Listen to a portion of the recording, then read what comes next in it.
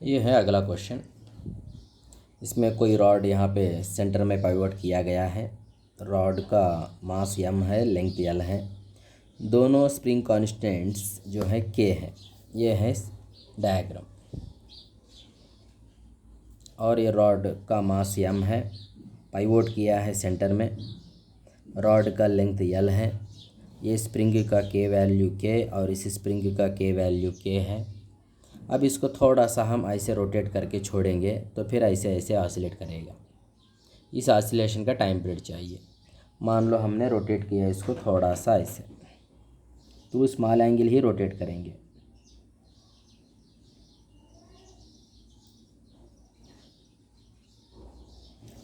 Through small angle इसको rotate करेंगे, through small angle theta rotate किया हमने।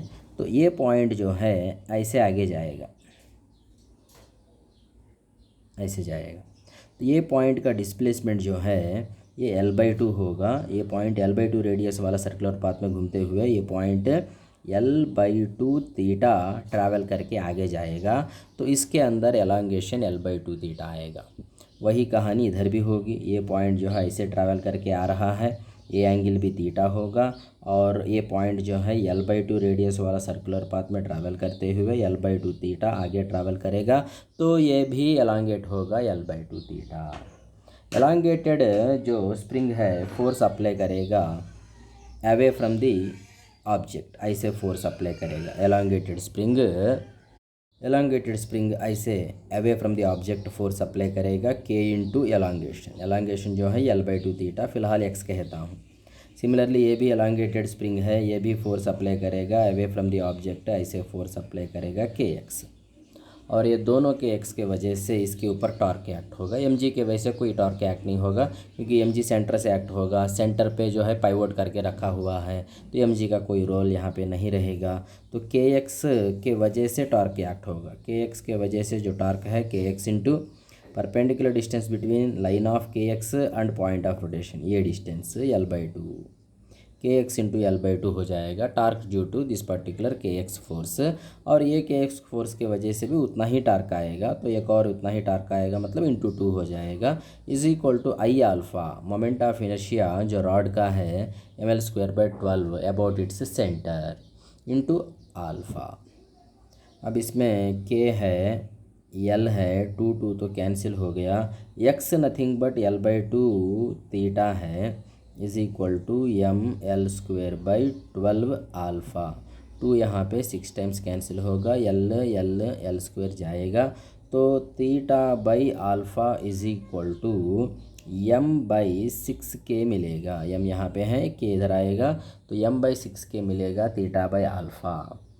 पूछा है frequency is equal to 1/2 pi into under root alpha by theta. So frequency बन जाएगा 1/2 pi under root alpha by theta 6k/m।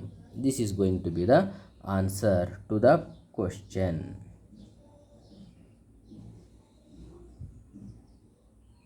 ये है नेक्स्ट क्वेश्चन। देखने को समझने को मिल रहा है क्या? नहीं मिल रहा तो मैं बताता हूँ क्या है बात यहाँ पे। इस क्वेश्चन में एक रॉड है, इसे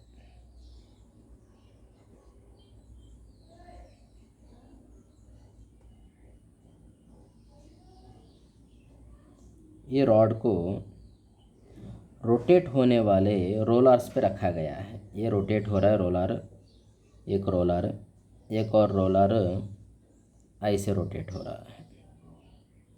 ये दोनों रोटेट होने वाले रोलर्स पे ये रॉड को रखा गया है। और ये दोनों रोलर्स के बीच का डिस्टेंस दिया है L। और ये रॉड प्लेट कहा यहाँ पे, तो ये प्लेट भी हो सकता है, रॉड भी हो सकता है। ये जो है एक प्लेट जैसा, प्लेट भी हो सकता है और फिर रॉड भी हो सकता है। तो मैंने रॉड कहा, क्वेश्चन में एक्चुअली प्लेट दिया है तो प्लेट ही कहते हैं।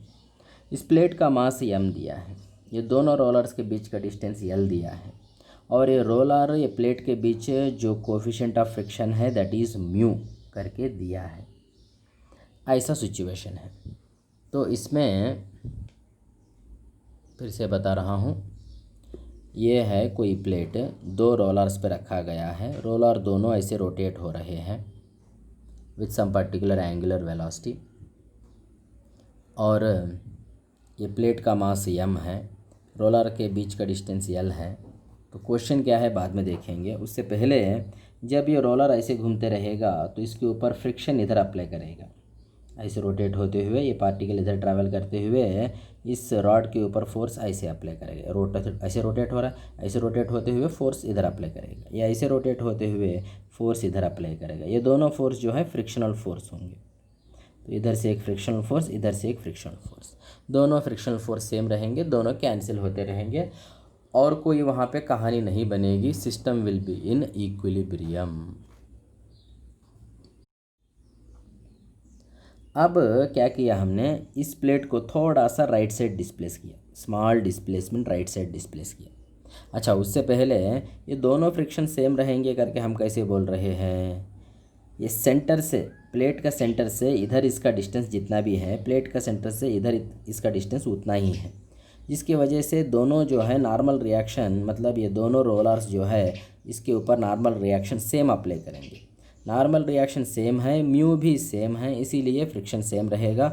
और ये फ्रिक्शन काइनेटिक फ्रिक्शन रहेगा, क्योंकि यहाँ पे स्लिपिंग हो रहा है तो डेफिनेटली काइनेटिक फ्रिक्शन एक्ट होगा, और दोनों काइनेटिक फ्रिक्शन सेम होके एक दूसरे को कैंसिल करके कोई कहानी वहाँ पे नहीं बनेगी।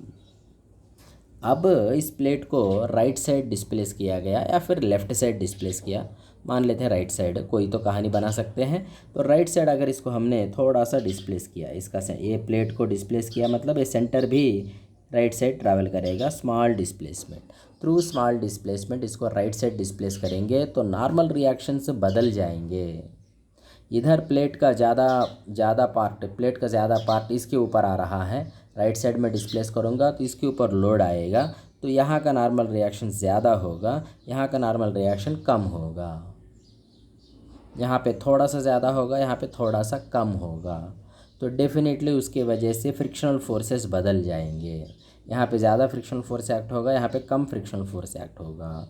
तो net frictional force left side act होगा, जिसके वजह से ऐसे हम डिस्प्लेस करने के बाद फ्रिक्शनल फोर्स लेफ़्ट एक्ट होते हुए ये लेफ़्ट आने की कोशिश करेगा, हम छोड़ देंगे तो लेफ़्ट आएगा, लेफ़्ट आने के बाद ओरिजिनल पोजीशन पे पहुंचेगा, वहाँ पे ओरिजिनल पोजीशन पे पहुंचते पहुंचते उसको कुछ वेलोसिटी रहेगा, वेलोसिटी की वजह से और इधर जाएगा, जब और इधर जाएगा तो इधर से फ्रिक्शनल फोर्स बढ़ जाएगा, क्योंकि यहाँ का नॉर्मल रिएक्शन ज़्यादा हो जाएगा, ये फ्रिक्शनल फोर्स बढ़ के फिर इधर जाएगा, ultimately it is going to oscillate like this. इस ऑसिलेशन का टाइम पीरियड क्या है करके क्वेश्चन पूछा है, चलो पता करने की कोशिश करते हैं। थोड़ा सा इसको राइट साइड डिस्प्लेस करने के बाद यहाँ से बनने वाला नॉर्मल रिएक्शन क्या कहता हूँ मैं, इनिशियल नॉर्मल रिएक्शन n होगा, तो इसको राइट साइड डिस्प्लेस करने के बाद normal reaction n plus delta n इधर से होगा, तो इधर से नॉर्मल रिएक्शन थोड़ा सा कम हो जाएगा, n माइनस डेल्टा n होगा। टोटल नॉर्मल रिएक्शन तो नहीं बदलेगा, क्योंकि total upward force must be equal to downward force mg, यहाँ से नॉर्मल रिएक्शन प्लस यहाँ पे नॉर्मल रिएक्शन। अगर ये ओरिजिनल पोजीशन पे रहता है, मीन पोजीशन पे जब रहता है, तब 2n is equal to mg होता है। तो ये ओरिजिनल पोजीशन से राइट साइड जब जाएगा, राइट साइड जाने के बाद भी टोटल नॉर्मल रिएक्शन यहाँ से और यहाँ से टोटल नॉर्मल रिएक्शन mg को ही इक्वल रहेगा, मतलब 2n ही रहेगा। मतलब एक थोड़ा सा बढ़ गया तो दूसरा थोड़ा सा, उतना ही जितना ये बढ़ गया है उतना ही दूसरा कम होगा नॉर्मल रिएक्शन। अब कहानी क्या बन रही है देखते हैं। ये फ्रिक्शनल फोर्स, ये इसको कहता हूँ मैं Fk1, इसको कहता हूँ Fk2। तो net frictional force otherwise net force is equal to frictional force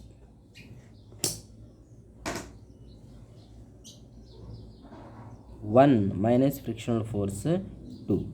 frictional force 1 होगा mu into n plus delta n, frictional force 2 होगा mu into n minus delta n।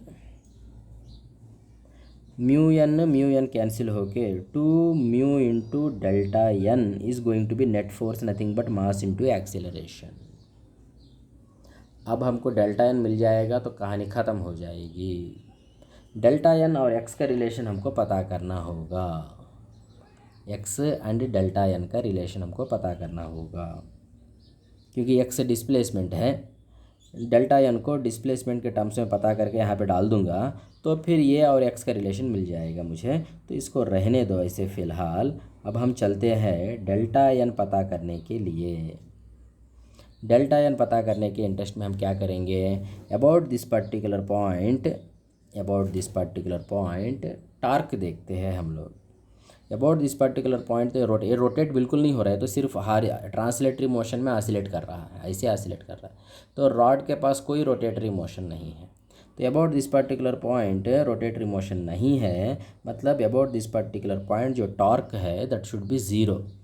About this particular point M G के वजह से कोई torque नहीं रहेगा, इसके वजह से टॉर्क ऐसे आएगा और इसके वजह से टॉर्क ऐसे आएगा, दोनों कैंसिल होना चाहिए। मतलब एन प्लस डेल्टा एन के वजह से एक्ट होने वाला torque N plus delta N into perpendicular distance between line of force point of rotation. ये डिस्टेंस कितना है, ये तो पहले एक्चुअली L/2 था, लेकिन ये पॉइंट x आगे जा चुका है तो ये हो जाएगा L/2 minus x. N plus delta N के वजह से एक्ट होने वाला जो टॉर्क है that is N plus delta N into ये डिस्टेंस तो वैसे L/2 था पहले, ये L है तो ये L/2 था पहले, लेकिन सेंटर x आगे आ चुका है तो ये डिस्टेंस हो जाएगा L/2 माइनस एक्स। तो L/2 माइनस एक्स ये हो गया परपेंडिकुलर डिस्टेंस, नथिंग बट ये टोटल हो गया torque due to N plus delta N. Torque due to N plus delta N must be cancelled by torque due to N minus delta N. N minus delta N की वजह से torque क्या होगा, N minus delta N into distance L/2 था पहले, अब हो गया L/2 प्लस एक्स हो गया। तो इसमें से हमको पता करना होगा डेल्टा एन। कैसे पता करें, मैं क्या करता हूँ, N plus delta N by N minus delta N is equal to L/2 plus x by L/2 minus x लिख सकते हैं। अब इसको हम कॉम्पोनेंटो डिविडेंडो अप्लाई करके इधर कहानी को बनाता हूँ, मैं बाकी कहानी यहाँ पे बनाता हूँ। कॉम्पोनेंटो डिविडेंडो अप्लाई करके कॉम्पोनेंटो डिविडेंडो में क्या करते हैं हम लोग, ये दोनों जो न्यूमरेटर और डिनोमिनेटर है उन दोनों को ऐड कर देंगे। दोनों ऐड कर देंगे तो delta N plus delta N minus delta N जाएगा, 2n बचेगा ऊपर। अब ये दोनों को सब्ट्रैक्ट कर दूंगा, ये न्यूमरेटर माइनस डिनोमिनेटर लिखूंगा तो मुझे 2 डेल्टा एन मिलेगा। जो यहाँ पे किया हमने इधर भी वही करना पड़ेगा, LHS में जो किया RHS में भी वही करना पड़ेगा। क्या किया मैंने, न्यूमरेटर डिनोमिनेटर को ऐड करके ऊपर डाल दिया, न्यूमरेटर माइनस डिनोमिनेटर करके नीचे डाल दिया। तो यहाँ पे वही करना पड़ेगा, दोनों को ऐड करेंगे, दोनों को ऐड करके ऊपर डालना पड़ेगा। ये दोनों को ऐड करेंगे तो L/2 प्लस L/2 होगा, L होगा, और ये दोनों को सब्ट्रैक्ट करेंगे तो L/2 जाके 2x बचेगा। तो ये 2 कैंसिल होगा और delta N is equal to 2x by L into N ये मिलेगा। Delta N is equal to 2x by L into N होगा। अब डेल्टा एन ठीक है, 2x ठीक है, L ठीक है। ऑलरेडी सबसे पहले मैंने बताया था कि 2n is equal to M G है, तो n is equal to M G by 2 होगा। तो इसमें से हमको मिल रहा है delta n is equal to M G x by L. Delta n M G x by L मिल रहा है, तो इसको मैं लिखूँगा 2 म्यू डेल्टा n जो है M G x by L है। अब ये एम कैंसिल करूँगा, एक्स और ये का रिलेशन मिल जाएगा और मुझे टाइम पीरियड भी मिल जाएगा। तो टाइम पीरियड क्या होगा, एक बार थोड़ा सा हम सेपरेट पेज में जाके इन बातों को थोड़ा आराम से लिख लेते हैं। हमको मिला है ये is equal to 2 mu G x by L को मिला, हमको मिला ये is equal to 2 mu G x by L. ऐसे मिला। तो इसमें से टाइम पीरियड के लिए क्या चाहिए हमको, टाइम पीरियड चाहिए, फ्रीक्वेंसी चाहिए, देख लेते हैं एक बार। टाइम पीरियड तो एक्स बाई ए पता करते हैं, x by A is equal to L by 2μg, x by A is equal to, so time period हो जाएगा 2 pi into under root x by A nothing but L by 2μg। This is going to be the time period of oscillation of the plate. ये अच्छा खासा question है, actually advance level question है ये, mains से भी थोड़ा ऊपर ही है, एडवांस तक नहीं है तो कम से कम मेंस से तो ऊपर ही है, मेंस लेवल पे भी नहीं है, मेंस से भी ऊपर लेवल का क्वेश्चन है ये। ठीक है, चलते हैं अगला क्वेश्चन पे।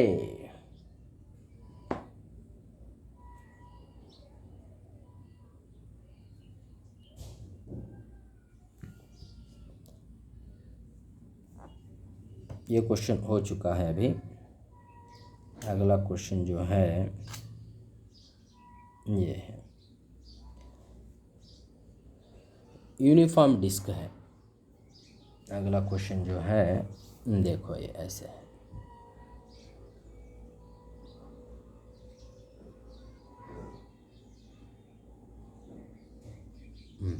ये है अगला क्वेश्चन। इसमें यूनिफॉर्म डिस्क दिया है, रेडियस स्मॉल आर दिया है, suspend through a hole made in the disc, find the minimum possible time period of disc for small oscillations, what should be the, दो क्वेश्चन यहाँ पे पूछा है, मिनिमम टाइम पीरियड क्या होगा और डिस्टेंस ऑफ होल जिसके थ्रू इसको सस्पेंड किया गया है फ्रॉम द सेंटर क्या होगा मिनिमम टाइम पीरियड के लिए। तो देखते हैं यहाँ पे डायग्राम में क्या क्वेश्चन पूछा है करके। ये डिस्क है, सेंटर है, यहाँ पे कहीं होल बना के इसको सस्पेंड किया गया है, नथिंग बट पाइवोट किया गया है। अब इसको थोड़ा सा हम ऐसे करेंगे तो ऑसिलेट करेगा, इसे वर्टिकल प्लेन में ऑसिलेट करते रहेगा ये डिस्क।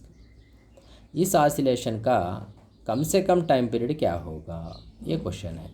दूसरा क्वेश्चन ये है कि कम से कम टाइम पीरियड जब होगा तब ये डिस्टेंस क्या होगा, ये भी क्वेश्चन है। ऐसा जो ऑसिलेट होने वाला ये जो सिस्टम है इसको कहते हैं फिजिकल पेंडुलम। हमने ऑलरेडी देखा है हमारे डिस्कशन में कि फिजिकल पेंडुलम का टाइम पीरियड का फार्मूला होता है 2 pi into under root I by mg/d।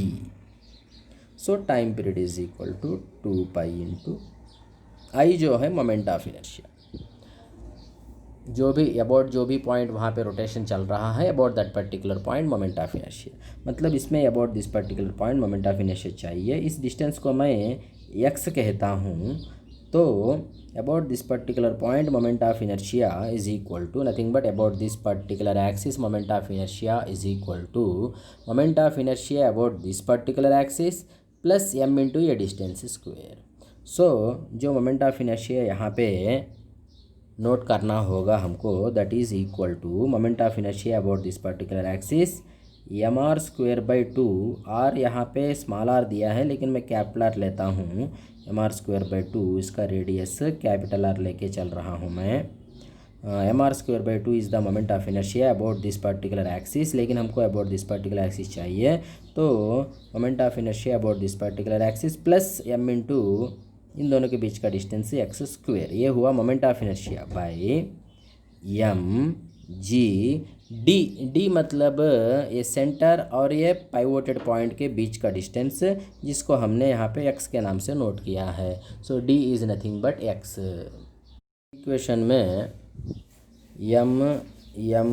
m cancel कर सकते हैं, time period is equal to 2 pi into under root r² plus 2x² by 2gx, ये मिलेगा हमको टाइम पीरियड। अब हमको चाहिए ये जो भी टाइम पीरियड है इसका मिनिमम वैल्यू चाहिए, तो ये वैल्यू मिनिमम होगा तो टाइम पीरियड भी मिनिमम होगा। इस वैल्यू को मैं z कहता हूँ, z is equal to r² plus 2x² by 2gx, इसको मैं z कह रहा हूँ। तो z का मिनिमम वैल्यू हमको चाहिए। z का मिनिमम वैल्यू कब बनता है, जेड का वैल्यू मिनिमम बनता है जब जेड का डिफरेंशिएशन ज़ीरो होता है। तो if D Z by D X is equal to zero then Z is going to be minimum, Z minimum होगा। जेड मिनिमम होने के लिए D Z by D X zero होना चाहिए। अब D Z by D X क्या है note करते हैं।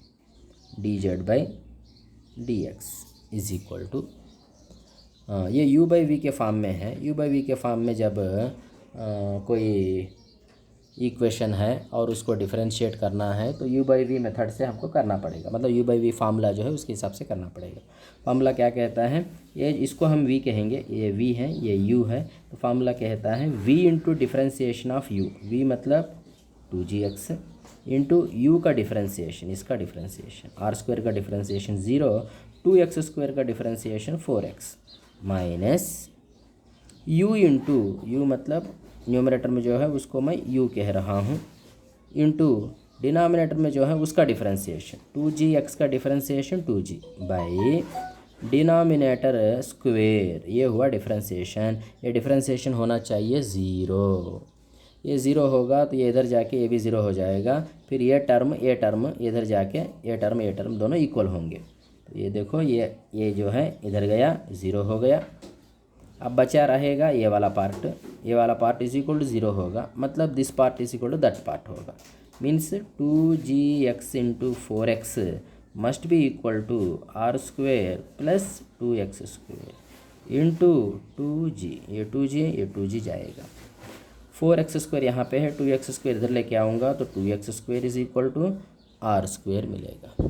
2x square is equal to R square मतलब x square is equal to R square by 2 होगा, x is equal to R by root 2 होगा। सो जब x is equal to R by root 2 होगा तब z minimum होगा। z minimum होगा तो time period भी मिनिमम होगा। तो टाइम पीरियड मिनिमम होने के लिए x का वैल्यू क्या होना चाहिए, ये भी एक क्वेश्चन है यहाँ पे। टाइम पीरियड मिनिमम होने के लिए x का वैल्यू क्या होना चाहिए, ये भी एक क्वेश्चन है और उसका आंसर है r बाई रूट 2। और मिनिमम टाइम पीरियड कितना है अभी पता करते हैं। मिनिमम टाइम पीरियड क्या बन रहा है अभी पता करते हैं। The time period minimum is equal to, minimum time period is equal to 2 pi into under root, वैसे तो टाइम पीरियड का फार्मूला यहाँ पे हमारे पास है 2 pi into under root, time period का formula R square plus 2 X square by 2gx, ऐसा इक्वेशन हमारे पास है। R square plus 2x square by 2x square, X कितना मिला हमको r बाई रूट 2 मिला, एक्स स्क्वेयर क्या हो जाएगा आर स्क्वेयर बाई 2 होगा, आर स्क्वेयर बाई 2, और यहाँ पे x क्या मिला हमको r बाई रूट 2 मिला। तो अल्टीमेटली मिनिमम टाइम पीरियड का फार्मूला हो जाएगा 2 पाई इंटू अंडर रूट, ये आर स्क्वेयर 2 कैंसिल करके एक और आर स्क्वेयर, 2r स्क्वेयर ऊपर रहेगा और ये रूट 2 इसमें रूट 2 टाइम्स कैंसिल होके रूट टू जी आर होगा, रूट 2 जी आर, ये आर स्क्वेयर कैंसिल होगा और minimum time period ultimately can be concluded as 2 pi into under root, ये रूट 2 यहाँ पे रूट 2 टाइम्स कैंसिल होगा तो root 2 R by G, this is going to be the minimum time period formula. और ये minimum time period तब होगा जब x is equal to R by root 2 होगा। ये है नेक्स्ट क्वेश्चन, जिसमें 60 kg पर्सन किसी प्लेटफॉर्म पे खड़ा है और प्लेटफॉर्म किसी स्प्रिंग के ऊपर है और ये प्लेटफॉर्म ऑसिलेट कर रहा है, इसे प्लेटफॉर्म जो है ऑसिलेट कर रहा है इसे। तो क्या पूछा जा रहा है, कौन सा स्टेटमेंट सही है पूछा जा रहा है, और सारे स्टेटमेंट्स में स्प्रिंग बैलेंस का रीडिंग, यहाँ पे जो स्प्रिंग बैलेंस है इसका रीडिंग के बारे में पूछा है। Nothing but apparent wait, spring balance जो रीड करता है that is apparent wait, and apparent wait is nothing but normal reaction. तो बात यहाँ पे नॉर्मल रिएक्शन के बारे में की जा रही है। ये है पर्सन किसी प्लेटफॉर्म पे खड़ा है और नीचे स्प्रिंग है और ये ऑसिलेट कर रहा है।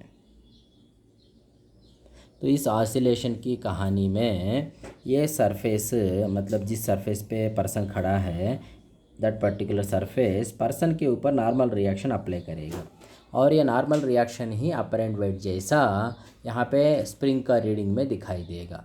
तो ये नॉर्मल रिएक्शन ही क्या होगा हमको पता करना होगा।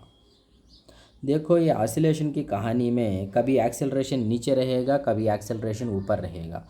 मान लो एक्सेलरेशन नीचे है और पर्सन पे mg जो एक्ट होता है नीचे एक्ट होता है।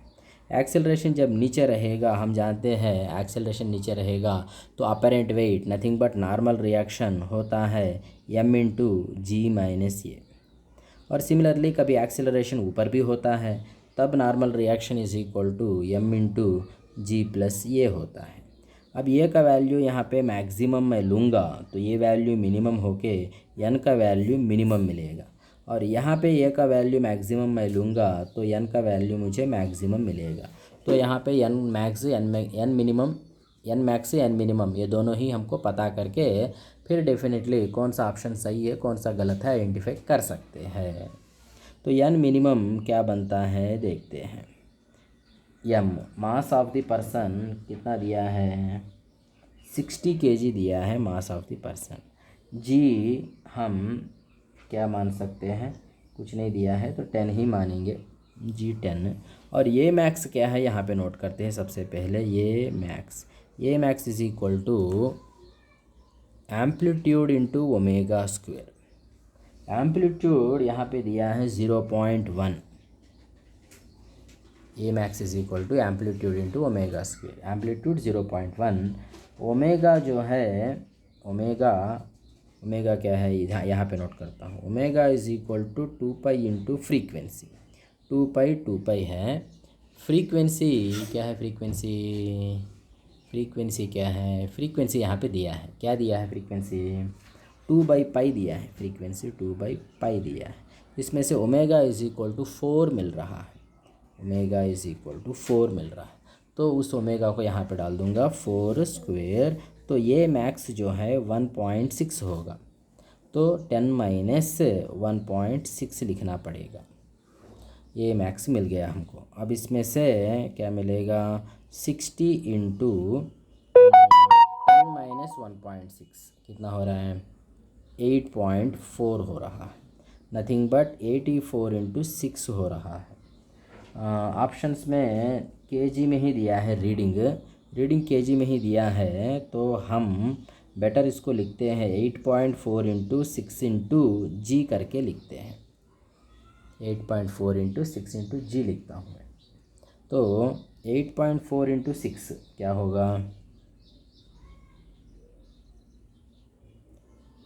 अच्छा जी को हम 10 लिया ना, ठीक है चलो आगे बढ़ते हैं। 6 4 ज़ा 24, 2 बचा है, 48 और 2, 48 और 2 50, तो 50.4 जी, 50.4 जी नथिंग बट 50.4 kg का रीडिंग दिखाएगा। रीडिंग जो है 50.4 kg, कौन सा रीडिंग, मिनिमम रीडिंग 50.4 kg ये रीडिंग होगा, क्योंकि रीडिंग में वेट से mg वेट के वजह से जो रीडिंग बताता है वो m ही बताता है। mg वेट के वजह से बनने वाला रीडिंग जो है सिर्फ m है, g नहीं बनता है। रीडिंग में सिर्फ kg ही बताता है, तो g हटा के मैं जो भी यहाँ पे बन रहा है वो बता रहा हूँ। सिमिलरली m इंटू जी 10 प्लस ये जो है 1.6, तो ये बन जाएगा 60 इंटू 11.6। इसको हम 11.6 इंटू 6 इंटू जी मान सकते हैं, तो ये वैल्यू हो जाएगा 6 6 ज़ा 36 और 6 9 हो जाएगा। ये 6 एज इट इज़ है 69.6 जी रहेगा, नथिंग बट रीडिंग देगा 69.6 kg करके रीडिंग देगा। अब हम ऑप्शंस देखते हैं। Maximum reading 69.6, minimum reading 50.4। अब ऑप्शंस देखो, क्वेश्चन में क्या ऑप्शंस दिए हैं देखते हैं।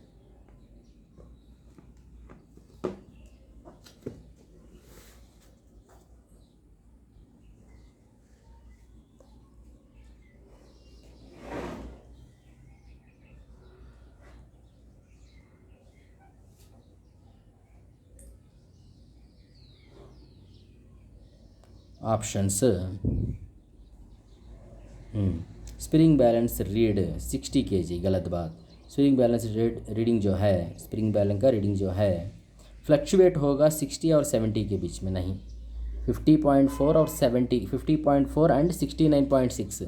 69.6 को मान लो 70, क्योंकि यहाँ पे 70 करके नंबर ऑफ टाइम्स दिया है, और 50.4 को 50 मान लो, तो 50 और 70 के बीच में चेंज होगा करके कहीं दिया है, तो सही होगा। तो यहाँ पे डी ऑप्शन में दिया है स्प्रिंग बैलेंस के रीडिंग 50 और 70 के बीच में चेंज होगा। एक्चुअली 50.4 एंड 69.6 है एक्चुअल वैल्यूज़। अदरवाइज़ जी का वैल्यू 9.8 लेंगे तो भी यहाँ पे कुछ और वैल्यू मिलने की चांसेस हैं, कुछ और भी मिलेगा तो उसके नज़दीक ही मिलेगा। कुल मिला के you can accept D option.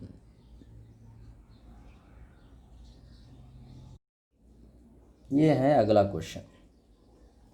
इसमें दो SHMs को यहाँ पे कोई फेज़ स्पेस डायग्राम में दिखाया जा रहा है, और ये दोनों SHM जो है एक ही ऑसिलेटर का है कहा जा रहा है। एक ही ऑसिलेटर का दो अलग अलग SHM यहाँ पे चल रहे हैं। एक ही ऑसिलेटर है तो ओमेगा सेम रहेगा।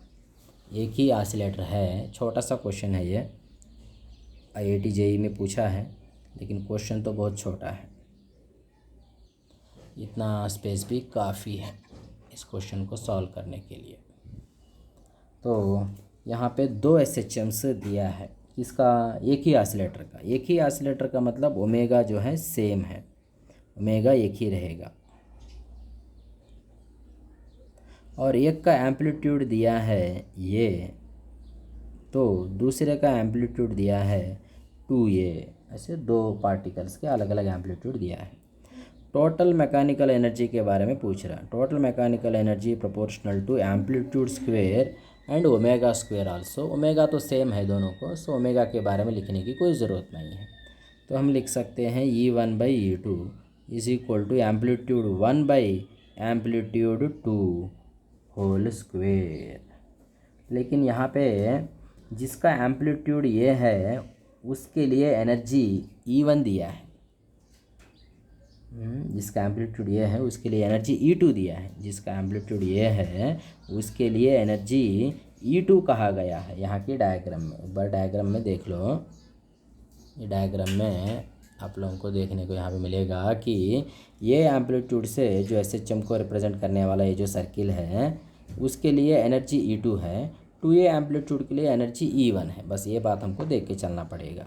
2a एम्पलीट्यूड के लिए एनर्जी E1 है, ये एम्पलीट्यूड के लिए एनर्जी E2 है, और एम्पलीट्यूड स्क्वेयर है तो ये कैंसिल हुआ, और E2 और ये 4 होके इधर आ जाएगा। 4E2 is equal to E1 option सही ऑप्शन होगा।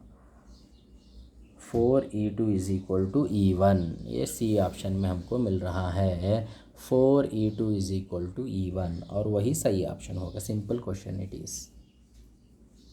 JEE में पूछा है।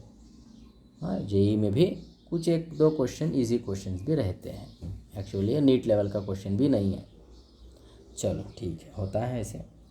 कुछ क्वेश्चंस तो इजी होना भी चाहिए एग्ज़ाम हॉल में, तो उसी पार्ट में कुछ क्वेश्चंस कभी कभी इजी रहते हैं। So that is the end of our discussion regarding problems. अब ये कहानी हम यहाँ पे ख़त्म कर रहे हैं।